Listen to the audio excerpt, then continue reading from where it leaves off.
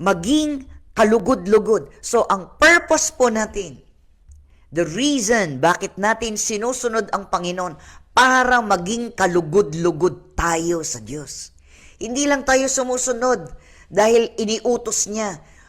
Higit pa doon sa utos ay ang ating pagmamahal sa Panginoon at ang ating pagmamahal sa ating kapwa. Diba? Alam natin yon, love God above all and love thy neighbors as thyself.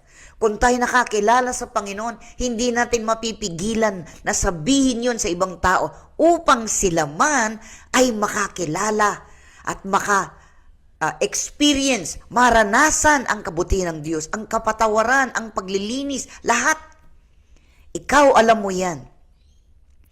Kapag tumanggap ang isang tao bilang sariling tagapagligtas sa Panginoon, magbabago ang lahat. We are new again.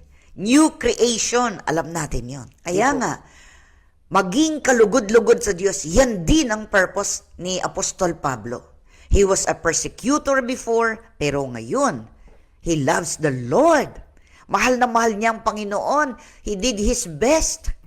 Napuspos din siya, di ba? Nagpabaptize siya kagad.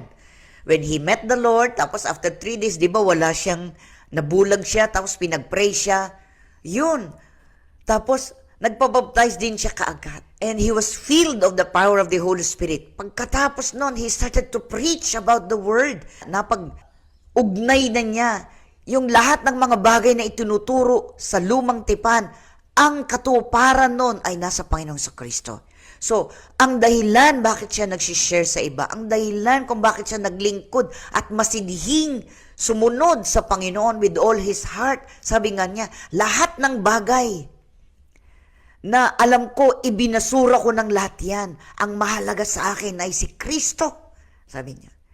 At ang matupad ko ang mga bagay na ninanais niya para sa akin. So one purpose, to bring glory and honor to God, maging kalugod-lugod sa Diyos.